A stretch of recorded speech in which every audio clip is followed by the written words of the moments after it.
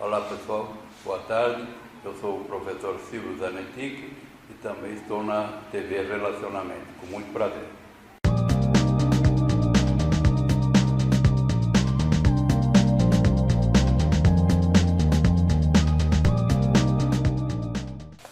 Olá internautas, iniciamos mais um programa Gestão Executiva e hoje temos aí o prazer de reencontrar um grande professor, Nivaldo Pilão. Sempre um prazer enorme revê-lo. Olá Kendi, o prazer é meu de estar aqui de novo com você, de estar aqui de novo com o Kendi, um amigo que aprendi a admirar desde quando estive aqui pela primeira vez. Esteve me mostrando agora há pouco aqui embaixo as instalações de onde você roda o teu programa, que é exatamente para fazer apoio à educação. Então é uma coisa que sempre que precisar estarei aqui para ajudar no que for possível. Perfeito. Pilão, você é, além de um excelente professor, um pesquisador e você gosta de analisar coisas contemporâneas, né? Sim, porque sim, de você, certa forma, o seu trabalho, né, assim, além de cultural, né, você assim alimenta alguns outros meios de comunicação que é fantástico e se fala assim também, né? E vamos falar da atualidade aí. O que você, o último artigo aí, fantástico seu, eu queria que você falasse aqui para o nosso pessoal. Pois não, deixa eu tentar ajudar o Kendi no que ele quis dizer. Ele quis dizer que eu me meti a falar um pouco sobre geopolítica, relações internacionais, e eu não sou de relações internacionais, né? Minha formação é em administração, eu sou doutor em engenharia de produção, né? Mas o administrador é aquele sujeito que tem aquela visão ampla, né? E que consegue olhar para as coisas e ver como é que elas se interligam, como é que elas se conversam, né?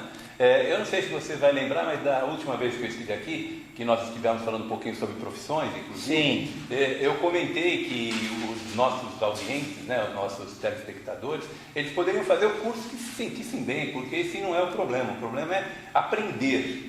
Verdade. Porque se você vai para a universidade e aprende a aprender, o resto você faz por conta própria. É verdade, é verdade. Então você não precisa ir para uma universidade que te dê a última questão, a última tecnologia, a última moda. Você precisa ir para algum lugar que ensine a aprender. Você fazendo isso, você navega por todas as áreas. E eu sou meio metido a falar de um monte de coisas diferentes. Né? Não sou um especialista em geopolítica e relações internacionais, mas resolvi falar por um motivo muito simples, Kendi. Eu fico olhando para a guerra e eu falo assim, para que a Ucrânia, com aquele poderio militar tão escasso em relação à Rússia, resolve se contrapor e vamos de certa forma dizer, peitar a Rússia para questões que ela propunha, né?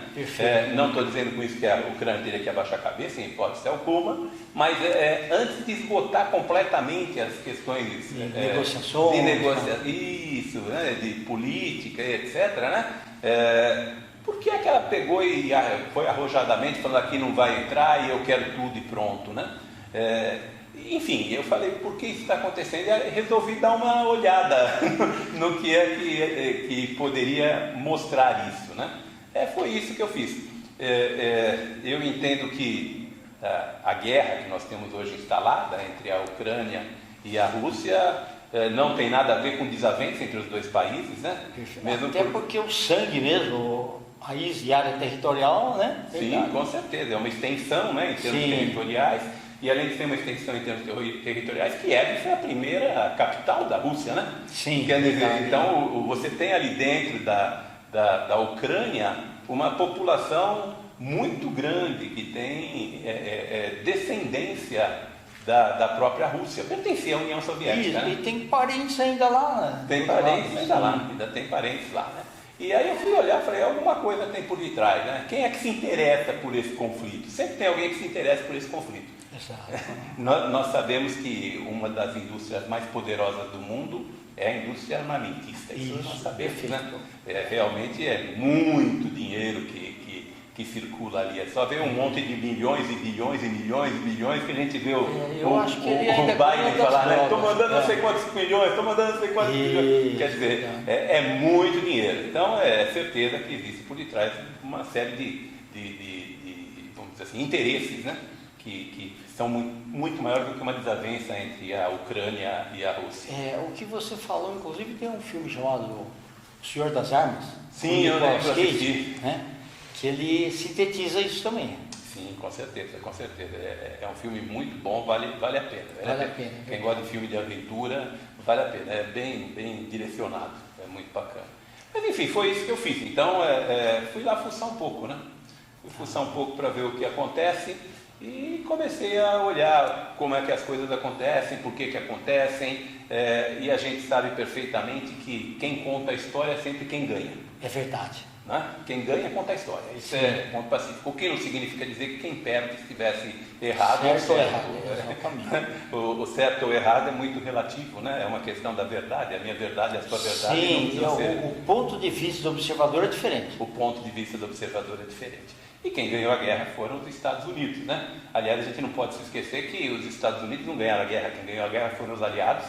Aliás, o principal aliado que venceu a Segunda Grande Guerra foi a Rússia. Foi a Rússia quem... Não, e outra, na partilha, os grandes cientistas foram metade para a Rússia e metade para os Estados Unidos. Com certeza. Né? Então, a era espacial foi devido a isso, né? Foi devido a isso, exatamente. Então, se a gente pegar, isso tem origem de lá, da Segunda Grande Guerra, né? Porque naquela oportunidade se dividiu o mundo, né? Se dividiu em duas partes, de um lado a União Soviética, até então União Soviética, e do outro lado os países do Ocidente, né? A cultura ocidental. E a gente olhava, quando eu estudei geografia, se olhava o RSS lá, né? Nossa, era realmente gigantesco. Você compara os outros países aí, né? Toma uma parte considerável da Europa, né? Na Europa os países são pequenos, a Rússia é uma enormidade, né? A própria Ucrânia, é o segundo país, maior país da Europa, né? Sim, exatamente. Territorialmente falando. Então, e aí foi isso. Lá na Segunda Guerra a gente teve essa separação. Os Estados Unidos liderando a parte ocidental, por questões óbvias, né? Sua capacidade econômica, sua capacidade militar, sua capacidade tecnológica, isso não se discute, né? Perfeito. Realmente é de ponta, e em função disso foi liderando essas questões. E achou que deveria criar um organismo, né, para poder se contrapor à Rússia se de repente a Rússia resolvesse fazer alguma coisa. Aí veio a nossa querida OTAN, que a gente ouve toda hora falar da OTAN, veio dali. Organização do Tratado Atlântico Norte. Organização do Tratado Atlântico Norte, exatamente. Então, o que aconteceu? Em 49 criou-se a OTAN, né, com os países do Ocidente, e para que isso? Para se contrapor à Rússia, é essa a questão, né? Para que existe a OTAN? Para se contrapor à Rússia. A partir então da Segunda Guerra. Em 55 a Rússia fala, bom, espera um pouco, já que eles fizeram, então vamos nos reunir aqui, estou falando de maneira muito simples, mas vamos nos reunir aqui na Polônia, em Varsóvia, né? E vamos fazer aqui o tratado, né?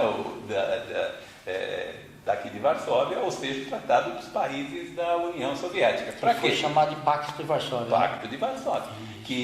Para quê? Com o mesmo objetivo da OTAN, proteger a União Soviética de uma possível ação militar do Ocidente. Então você ficou com o Pacto de Varsóvia de um lado, ficou com a OTAN do outro, e aí você tem duas potências enormes, né? Você falou da corrida espacial, mas você pode falar do que você imaginar, né? É verdade. Não, aproveitar o talento, né, daquele pessoal lá e fazer isso. Você pega, por exemplo, você tem toda a questão do conhecimento e do domínio nuclear, né? A gente fala das bombas, não é só bomba, né? Exatamente. A gente faz, por exemplo, ressonância magnética para ver se a gente está doente, e vem da energia nuclear, né? Então, quando a gente fala em termos dessas duas potências, são coisas muito grandes, que se respeitam, claro, porque gente grande se respeita, né? Quer seja pelo respeito pelo poder, quer seja pelo medo, mas se respeitam. E isso se perdurou até 91. Né? Por que 91? Por causa da queda do Muro de Berlim. Exato. A gente tinha, muitos dos meninos que estão nos ouvindo, você me falou da outra vez que a maioria do teu público são jovens, né? Sim. A maioria do pessoal provavelmente não tivesse nem nascido ainda. A maioria nem ouviu falar do Gorbachev. Mas em 91 ainda tínhamos o muro, né, que dividia as duas Alemanhas, a Alemanha Ocidental e a Alemanha Oriental, E aí aquilo lá a gente chamava de cortina de ferro, inclusive. Exato. Você lembra disso? Lembro. Tem muitos filmes em Hollywood sobre até isso, né? O Hitchcock fez Cortina Rasgada. Cortina Rasgada. Paul Newman. Isso, exatamente. Tem muitos filmes disso, isso aí foi motivo de muita discussão ao longo do tempo.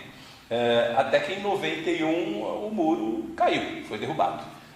Claro que pressão por parte principalmente da Alemanha Oriental, que queria passar para o lado de lá, ou seja, queria pertencer à União Europeia, né? Até então não era a União Europeia, mas já era uma Europa muito mais desenvolvida e do lado de cá, do lado russo, muito mais fechado, como é até hoje, né? Nós não sabemos exatamente o que é que eles estão fazendo. Né? Assim como a gente não sabe o que está acontecendo na China, né? É verdade. Não, e hoje ainda a gente escuta alguma coisa, porque eu lembro que quando eu era garoto, por exemplo, só aquilo que espacialmente dava certo que eles deixavam mostrar. O resto, os insucessos, não. Sim. Isso é normal entre potências, entre opositores, né? Você mostra o que você tem de bom, que é para se sobressair, né? É uma coisa natural, mas a gente sabe que não foram poucas as chances que não deram certo, né? Mas enfim, em 91 caiu o muro, né? E nessa queda do muro foi feito um acordo, porque não se derruba um muro porque alguém quer, né? Se derruba um muro porque se discute muito, e chega-se à conclusão que ou a gente tira daqui ou a coisa vai ficar pior do que está. Okay. Então resolveram que, vamos derrubar o muro, vamos juntar as Alemanhas, né? Deixar uma única Alemanha, mas para isso nós vamos fazer um acordo. Os Estados Unidos e Rússia, que eram os dois países que estavam à frente dessa questão do muro, né?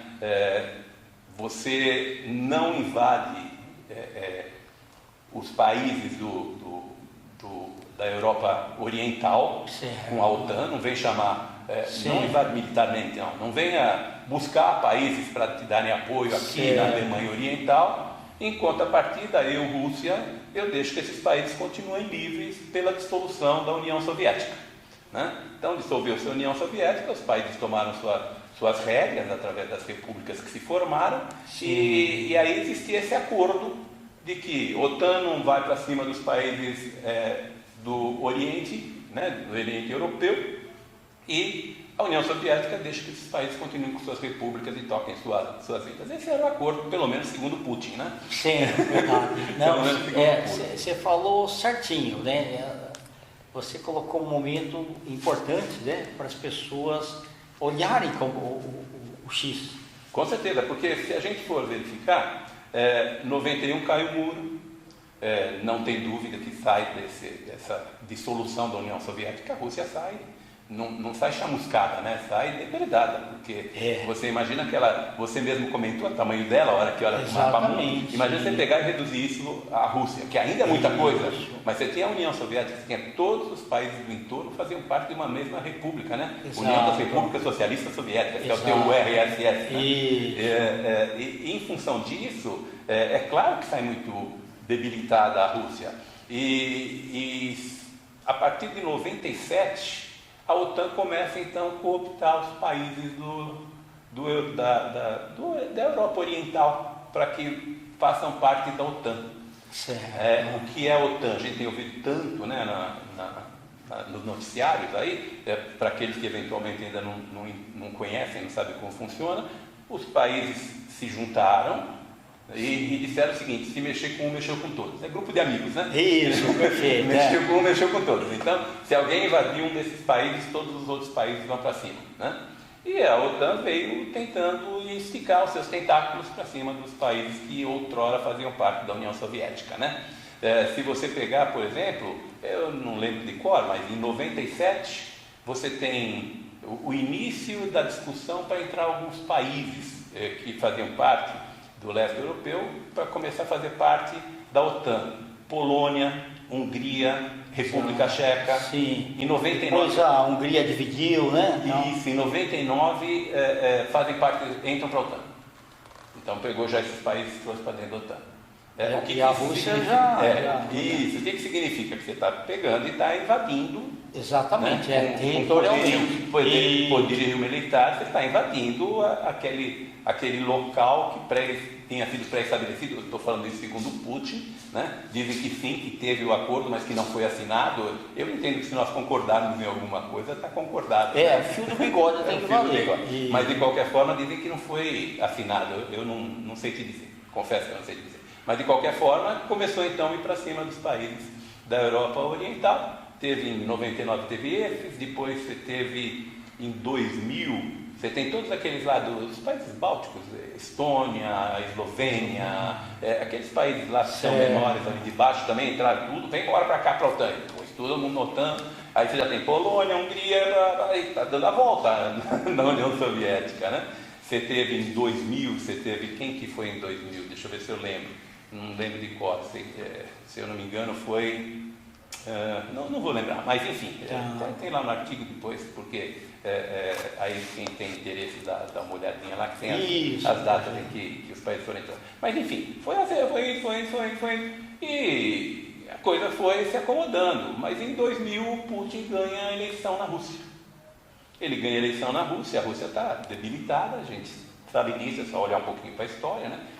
Tanto em termos econômicos, como militares, como tecnológicos, está debilitado. Ele ganha, passa 4 anos, tem que se afastar, porque tem que trocar a presidência, mas ele se afasta, mas continua no poder, porque ele assumiu como primeiro-ministro. Né? Então ele fica mais 4 anos lá. Terminados esses 4 anos, 2008, aí ele retorna para a presidência.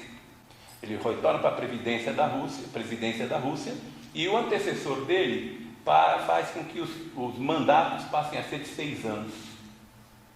Ele ia tentar fazer com que virasse 6 anos, mas ele ganhou de presente do antecessor 6 anos de mandato com reeleição.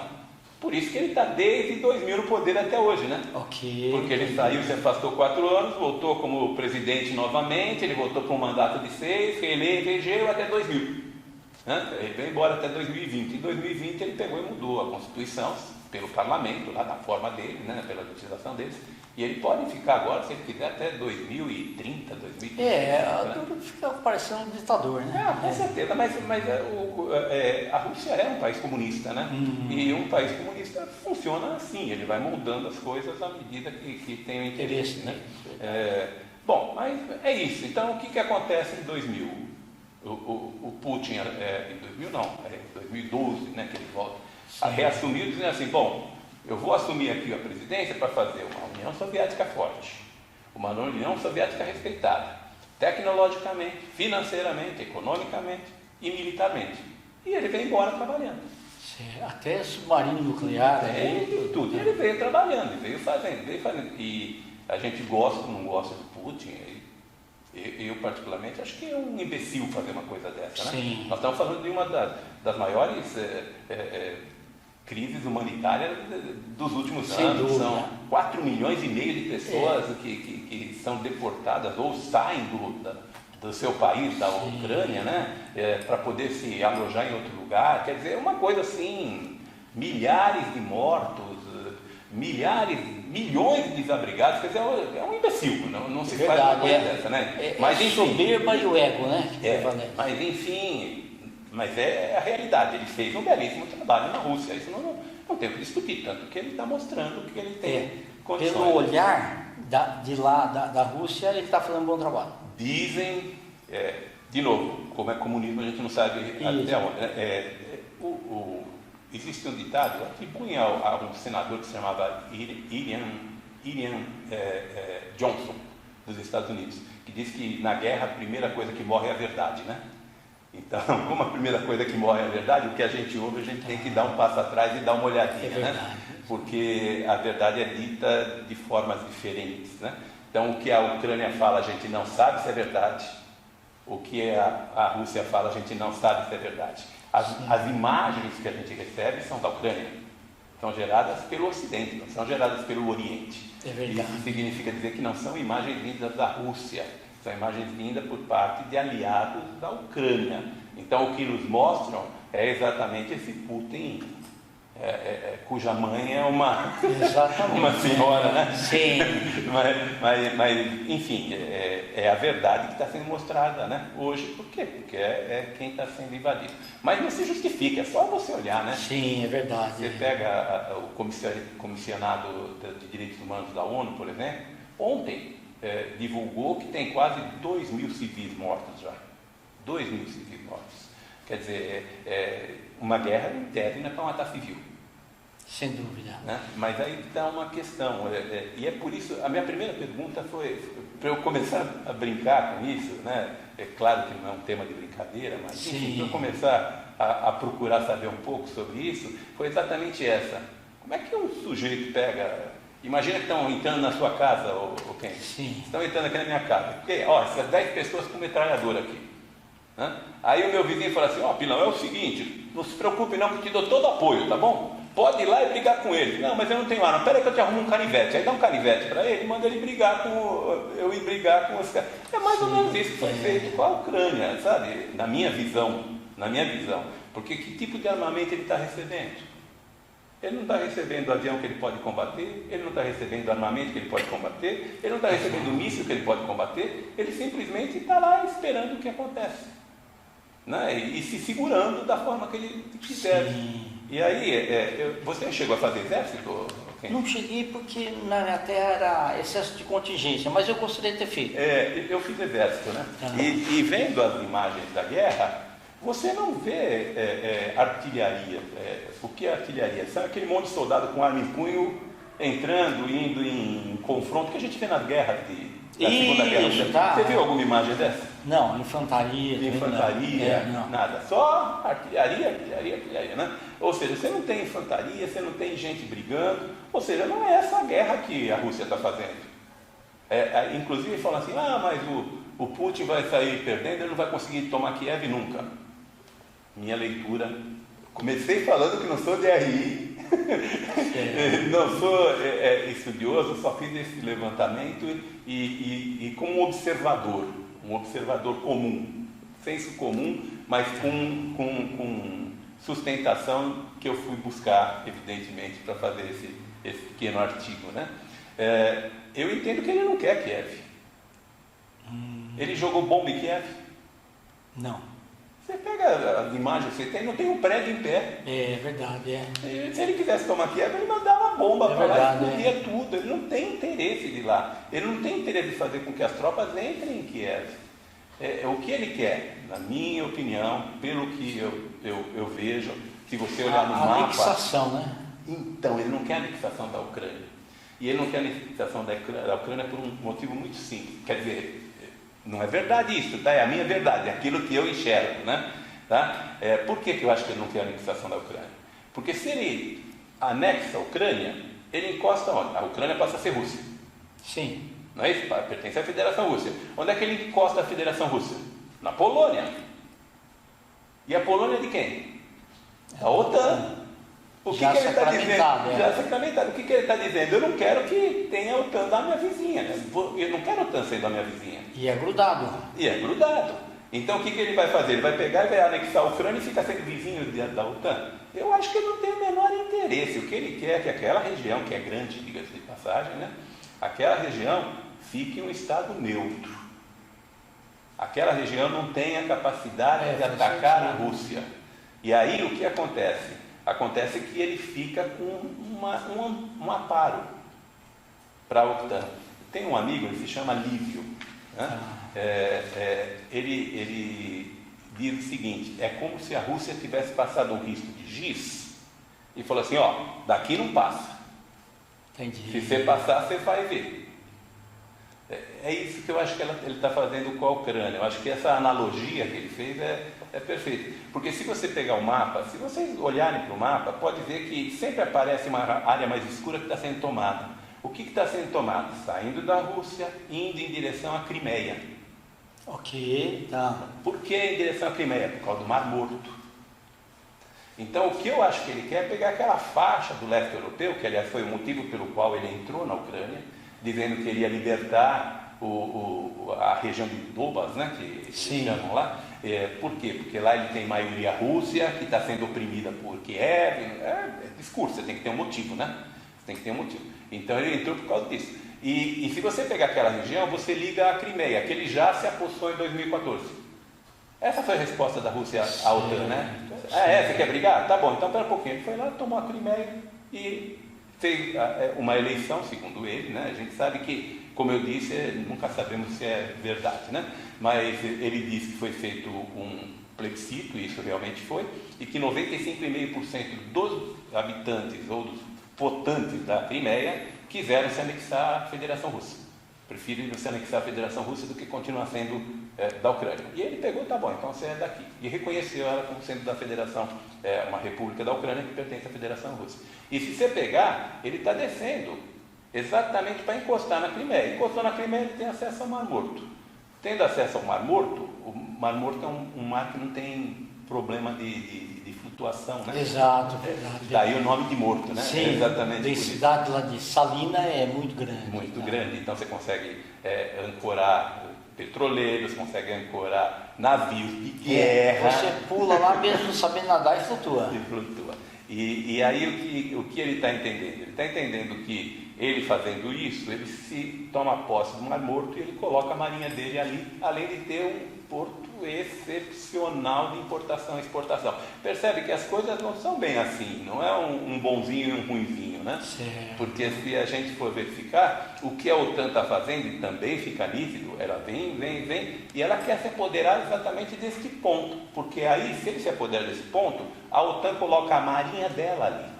Sim, verdade. E o Putin não iria admitir que isso acontecesse. Então ele falou assim, o que eu quero de você, o Zelensky, né? Porque quando o Zelensky foi eleito, agora, em 2020, ele foi eleito e no discurso dele disse o seguinte, eu estou sendo eleito para acabar com a corrupção, beleza. Eu estou sendo eleito, então eu vou dissolver o parlamento, não, mas vou dar uma outra eleição, e fez, né? Que é para ter força política para poder fazer as reformas. E nessas reformas, o que eu quero? Me unir à União Europeia, entrar para a OTAN, e eu quero de volta a Crimeia. Ok. Entrar para a OTAN, tudo que a Rússia não quer. A Crimeia de volta, depois de ter invadido e de ter aquele espaço, não vai devolver nunca. É 2014 isso, né? Exato. União Europeia. A União Europeia, para o Putin, se ele quiser fazer, não tem o menor problema, porque a União Europeia é mercado também para ele, né?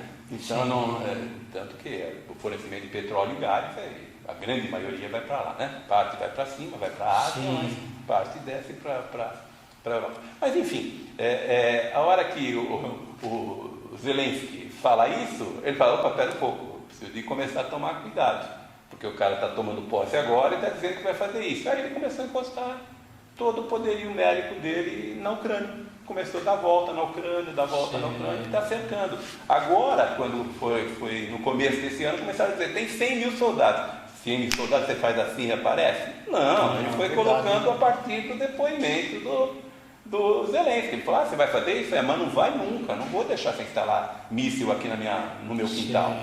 Não vou deixar você pôr navio de guerra aqui no meu mar. É isso, né?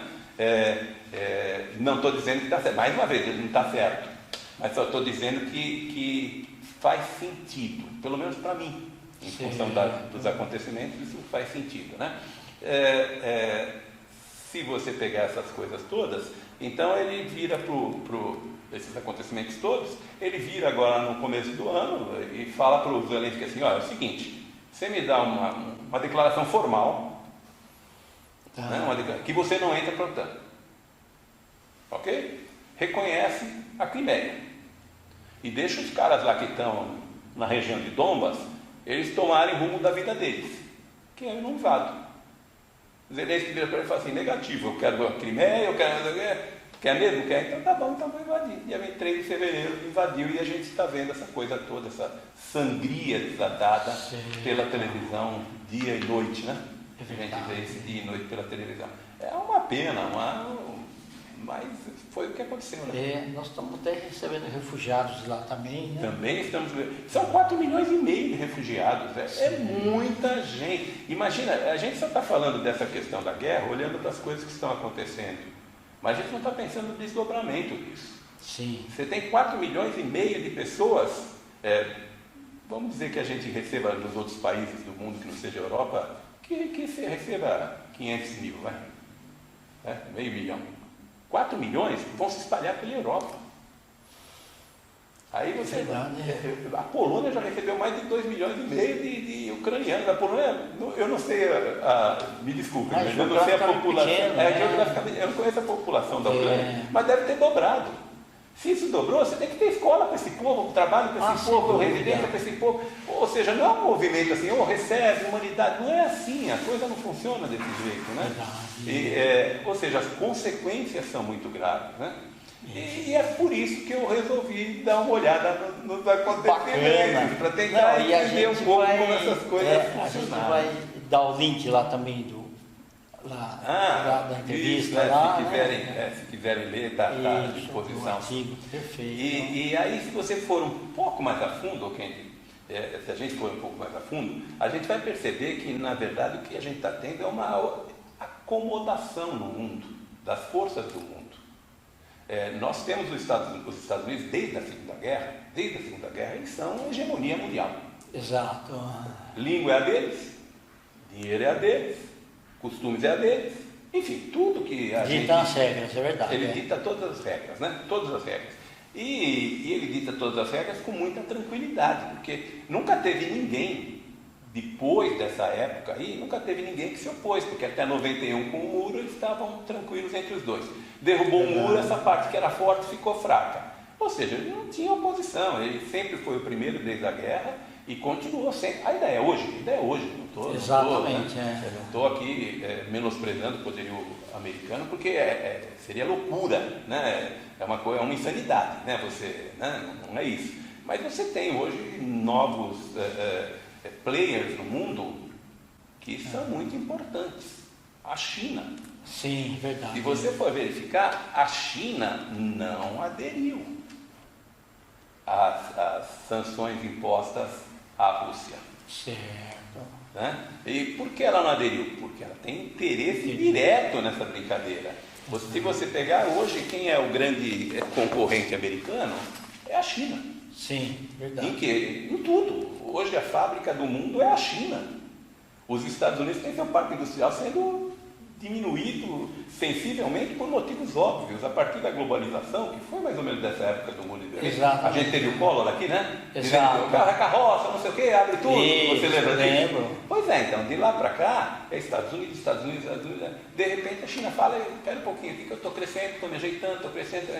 Hoje ela está na frente dos Estados Unidos em muitos aspectos. É verdade, Em quantidade de gente... Em quantidade de gente não se discute, né? É verdade. Não se discute. Ela tem 1 bilhão e 800 milhões, uma coisa parecida com isso, de população, né? Os Estados então, Unidos se fosse uma guerra corpo a corpo...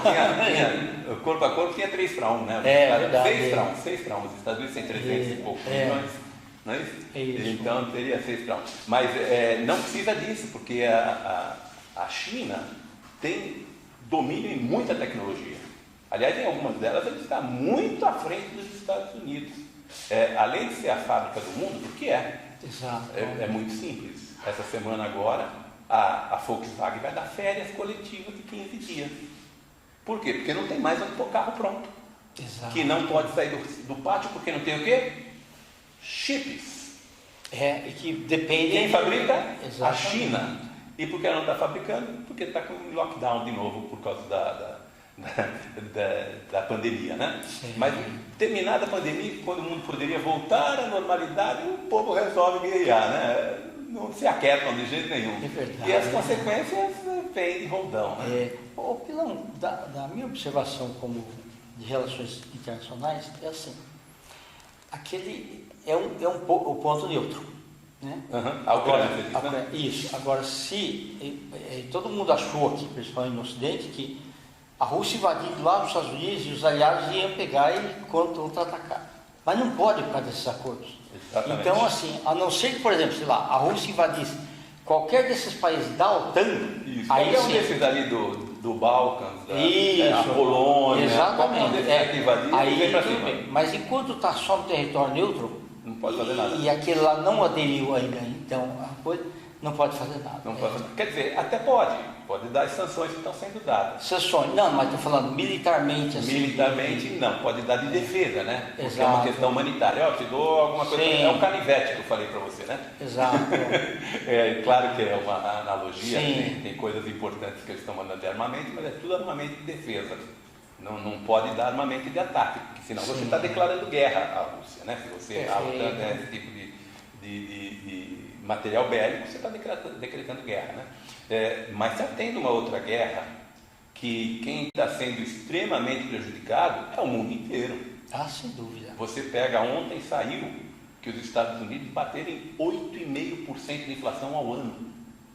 Sabe aquelas verdinhas que a gente compra e guarda embaixo do colchão para reserva de valor? Desvalorizou 8,5% no ano. Ah, é por causa da pandemia. Por causa da pandemia e por causa da guerra. Exato. Só o mês passado, 1,62% de inflação nos Estados Unidos. Se a Rússia, até a União Europeia ou a China falar, nós não queremos mais mexer com as verdinhas, aí impacta muito. Então, eu vou te contar uma coisa. Tá. A Rússia assinou um contrato de fornecimento de óleo, de petróleo para a China. Agora, isso foi dia 7 de abril. 7 de abril, estamos hoje, não sei quando vocês vão ver. Hoje é 13 de abril. Agora, dia 7 de abril, ela assinou um contrato de fornecimento de petróleo com a China, que a China vai pagar em Yuan. Yuan, né? Yuan. Tá. Né? O que é isso? Vai pagar em dinheiro chinês. Por que ela vai pagar em dinheiro chinês? Porque o Ocidente está pondo as sanções à Rússia. Exato. Tirou ela do tal do SWIFT, né? O que é o SWIFT? É a junção dos bancos, é a forma como a gente faz os pagamentos internacionais. Corta a Rússia de lá que ela não vai ter mais saída. A China fala assim, eu compro petróleo teu e pago em moeda chinesa. A China é o principal credor dos Estados Unidos. O país mais rico do mundo hoje é a China. É o principal credor dos Estados Unidos. A China, ela tem uma economia que é muito forte, um parque industrial que não se discute, é a fábrica do mundo, é muito forte em função da sua população interna. Sim. Não esqueça que ele é comunista. Isso. A gente não sabe o que acontece lá dentro. Certo. Então, eles aos poucos vêm trazendo a população do interior para o consumo. Então, eles têm 1 bilhão e 800 milhões de pessoas para consumir. Eles têm produção para fazer essas coisas. Tem a logística também. Tem a logística disso. Eles têm o maior parque naval do mundo. Se não for, bate esse ano. Dizem, tudo dizem, porque como é comunismo a gente não sabe quando é verdade. Dizem que ele até 2035 vai ter o maior parque naval, esquadra no caso, né? Naval de guerra do mundo. Pode acontecer, sim. Pode acontecer, porque eles vão fazendo as coisas e a gente não fica sabendo, né? E esse contrato da China com a Rússia, ela viabiliza a questão russa. Sim. Porque o rubro ninguém quer, mas o dinheiro chinês ele é aceito. É reserva em muitos lugares, não é pouco lugar que tem não, né? Aliás, tem outra coisa também. O que os Estados Unidos fez com a Rússia? Falou assim, você tem aqui reservas de 600 bilhões de dólares, não sei quantos são, mas é alguma coisa, é muita coisa, dinheiro que não acaba nunca. É o seguinte, está confiscado. O que é o dólar? Reserva de valor. Eu faço a minha reserva de valor em dólar. Quer dizer que se eu der um espirro, você resolve que meu dinheiro não é mais meu? Que foi isso que ele fez. Não foi isso que os Estados Unidos fizeram? Exatamente. O dinheiro que está aqui você não pode mais mexer. Os teus bancos, tudo que está dentro dos teus bancos agora não pode mais mexer. Ele não tomou, mas ele congelou. Então, o que acontece com as reservas do mundo? O mundo vai começar a se questionar se ela deve ficar integralmente em dólares. Exato. Né? E essa compra por parte da China, ela é muito emblemática, porque a Arábia Saudita, que foi quem fez o dólar, né? Quem fez o dólar na verdade foi a Arábia Saudita. Nos anos 70, para aqueles que não sabem, né? Nos anos 70, Nixon fez um acordo com o príncipe lá da Arábia Saudita, de que faturaria o petróleo, os barris de petróleo em dólares. Isso. E aí ele falou, bom, então agora é o seguinte, eu vou faturar tudo em dólar aqui. A hora que ele falou, vou faturar tudo em dólar aqui, Dolarizou o mundo. Dolarizou o mundo, porque o mundo precisa de petróleo, precisa de commodities, os commodities começaram a ser vendidos em dólar, e assim vai embora, né? Sim. Então o dólar só se transformou nessa moeda dessa forma a partir de lá, né? A partir de lá que ela virou referência mundial, referência de valor, reserva de valor, e é muito forte, ninguém está menosprezando a força dele, mas existe hoje um outro competidor de peso no mundo, que é a China. Perfeito. E a Arábia Saudita vira para os chineses e fala assim, ó, estou pensando em começar a faturar petróleo para você em Yaon. Nossa, realmente. Ou seja, você tem uma guerra de peso pesado muito grande. O que me afligiu para eu começar a pensar e ir atrás desses dados que eu estou falando, que não é o meu dia a dia isso, então eu peço até perdão se de repente eu falei alguma coisa muito fora de contexto, espero que não, pelo menos os estudos que eu fiz me mostraram isso, né? Mas como eu disse, não sou especialista nisso, mas se a gente for verificar, a Ucrânia, eu até brinquei com alguns amigos e eu disse que os Estados Unidos terceirizou a guerra, né? Terceirizou o exército. Pegou e falou assim, a Ucrânia tem meu exército agora, a partir de agora. Só que tem uma observação muito importante que tem que ser feita nisso. É um exército sem armas.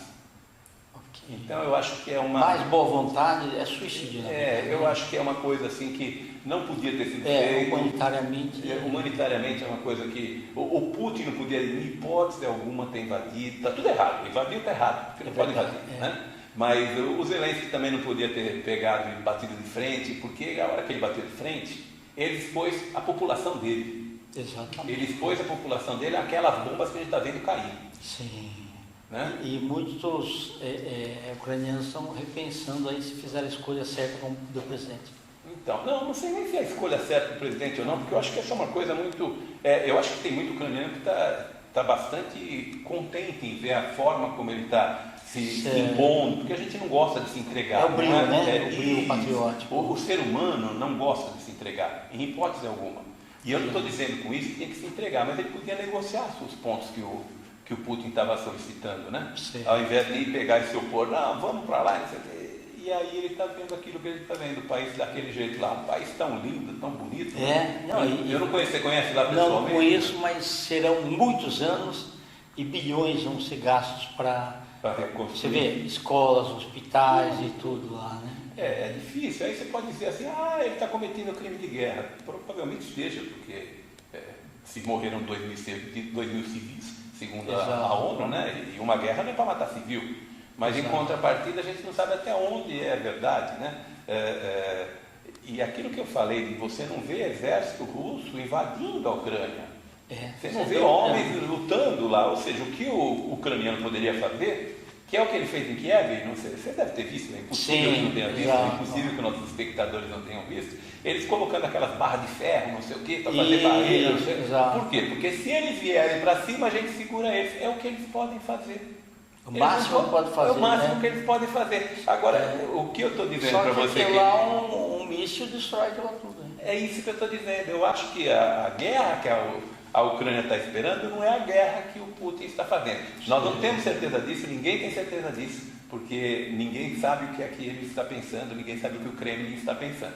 Mas olhando para as coisas como estão funcionando, por exemplo, ele não meteu um monte de míssil lá para trás? Aí fala assim, a Ucrânia está afastando o exército russo. Não está afastando. Exato. Ele bombardeou um monte de coisa lá, falou, bom, então enquanto vocês cuidam disso aqui, eu vou invadir o que me interessa do lado de cá. Que é o que ele está fazendo agora. Está certo. Mas enfim, é só uma visão. Não estou dizendo que seja... Foi maravilhoso. Né? Não estou dizendo que seja fácil. Eu espero que seja útil. Foi. E venha nos brindar aí com esses seus conhecimentos aí. Sempre que você chamar, você sabe que o amigo chamou, eu venho. Amigo vai para essas coisas. Internautas, com os agradecimentos então a esse professor e ótimo pesquisador, Nivaldo, né, que eu brinco muito aí a semelhança lá do Café Pilão. Exatamente. Nós finalizamos mais um Gestão Executiva. Um grande abraço e até a próxima. Tchau, tchau. Abraço.